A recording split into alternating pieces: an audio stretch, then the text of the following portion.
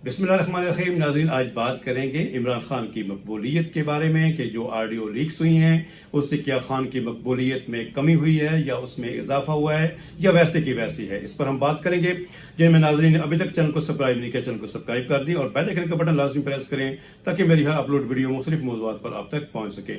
तो नाज़रीन, audio leaks हुई हैं और उसमें जो आवाज़ है वो वाकई ही खान साहब की आवाज़ है, क्योंकि पीटीआई की तरफ से, पाकिस्तान तहरीक इंसाफ की तरफ से उस पर किसी किस्म की कोई तनकीद नहीं हुई, कोई ऐसा बयानिया नहीं आया कि ये ऑडियो लीक्स जो है वो एडिटिंग है या ये गलत है या ये फेक है। अभी तक इसके बारे में कोई किसी किस्म की बाकायदा स्टेटमेंट जो है वो सामने नहीं आई।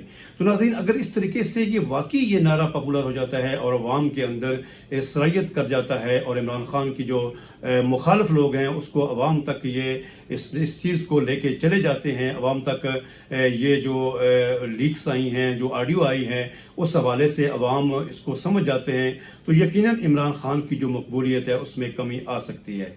क्योंकि इमरान खान ने जो अब तक मुख्तलिफ जलसों के अंदर एक साजिश का जो अपना बयानिया वो उसको हाईलाइट किया है, इम्पोर्टेड हुकूमत का जो बयानिया जो है वो खान साहब ने जो है वो उसको हाईलाइट किया है। अगर ये साजिश वाकई साजिश थी तो फिर खान साहब ने इस तरीके से उसके बारे में जो लीक्स आई हैं, जो ऑडियो लीक्स आई है, वो तो यकीनन उसके अगेंस्ट जा रही है। और फिर ख़ास तौर पर मैं इस पे बात करूंगा अपने एजेंसीज की, इस्टेब्लिशमेंट की, ISPR की तरफ से वाज़िया 2 दफ़ा इस पर बात भी आ चुकी है कि इस खत में ऐसी कोई बात नहीं थी, कोई मुल्क के खिलाफ जो है वो साजिश नहीं हुई।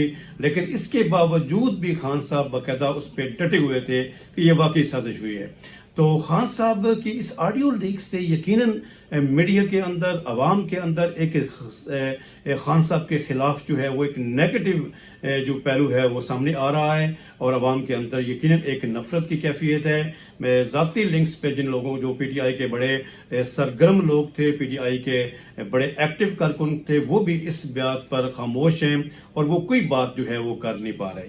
तो बहरहाल देखते हैं कि अगला जो है चंद दिन वो कैसे आते हैं। मौजूदा हुकूमत भी महंगाई के हवाले से उसको कोशिश कर रही है पे महंगाई का जिन जो है उसको काबू किया जाए। पेट्रोल की कीमतें भी कम हुई, उसके बाद डॉलर की कीमत भी आपको पता है वो भी नीचे आया, बिजली की प्राइसेस भी आप सुन रहे हैं कि वो उसमें भी कमी आ रही है। तो अगर इस तरीके से होता है और खान साहब की इस तरीके से 2-3 अगर और ऑडियो लीक्स हो जाती हैं तो मैं समझता हूं कि यकीनन उनकी मकबूलियत के हवाले से एक बड़ा निशान होगा। उनकी मकबूलियत जो है वो उसमें कमी आएगी। वो जो पीटीआई के जो कारकुन हैं, जो पीटीआई के रहनुमा हैं और खान साहब खुद जो 2/3 अपने आप को वो देख रहे थे कि इंशाल्लाह अगले इलेक्शन में 2/3 अक्सरियत हासिल करेंगे, मुझे ज़ाती तौर पर उसमें कमी नजर आ रही है।